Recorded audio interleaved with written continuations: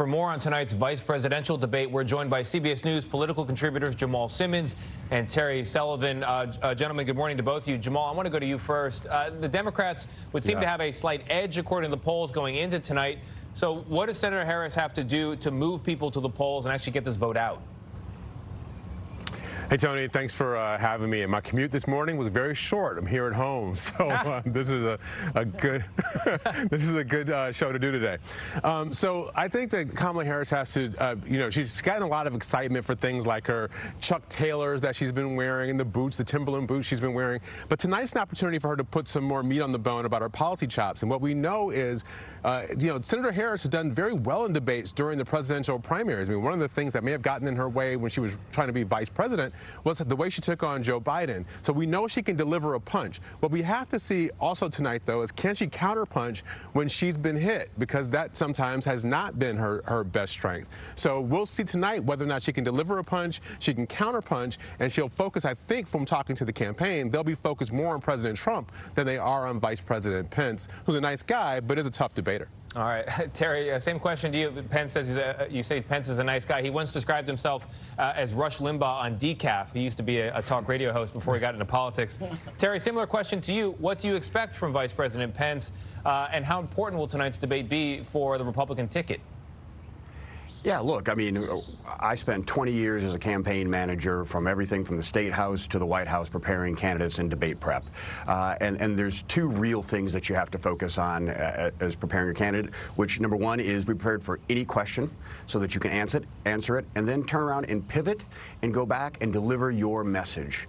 And the message of Donald Trump and Mike Pence is that they are the best to lead the country economically out of this crisis. And so you saw the president last night was able to turn this back around and make it an economic issue. It seems like it was a crazy way to do it, but he was able to do it, and that is their message, and that's what you're going to expect Vice President Pence doing tonight. He's going to parlay her attacks. I mean, she's a former prosecutor. She's going to be good. You saw what she did to Joe Biden during the debates and how she attacked him ruthlessly, implying that he was a racist, you know? But Terry, he's going to have to turn back. Terry, we were just looking at some numbers this morning showing that the Trump-Pence ticket is trailing among seniors, people over the age of 65, by double digits. I mean, in fact, in the 20s, and this is a group that the president won in 2016.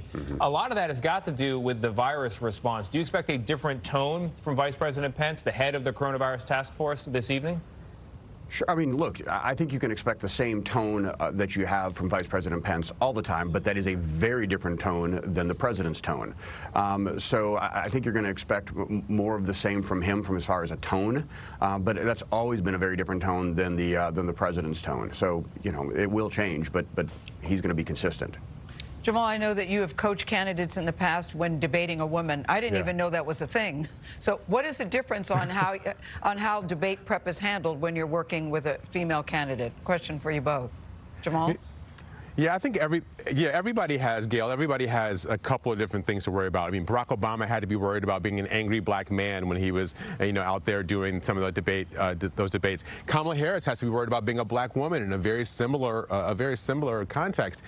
But for Mike Pence, I think he's got to be worried about whether or not he seems too aggressive when he's coming at Kamala Harris. I mean, he can obviously, he's got to go at her record, he's got to talk about her, and whether or not he seems aggressive. She's no slouch when it comes to aggression, Kamala Harris. Absolutely, absolutely. But you always have to calibrate how people are getting this at home. And so you got to pay a little bit of attention to that. But then we have Donald Trump, on the other hand, who threw all the rules out the window. I mean, he stalked Hillary Clinton as they walked around that debate stage 4 years ago. I mean, but nobody can do what Donald Trump can do. He's a candidate of his own. The question for Kamala Harris is going to be, can she go after Donald Trump's record, even though that he's, obviously sick, but he says he's back in the game. So I think he's fair game for tonight. And knowing that Mike Pence is going to be a fierce, though sometimes monotone, but a fierce defender of their record, even though this Trump White House shows that it can't be trusted to do the right thing when it comes to the virus. We're all at home right now because they haven't figured out how to solve this problem. All right, Terry, you want to wrap it up in 30 seconds?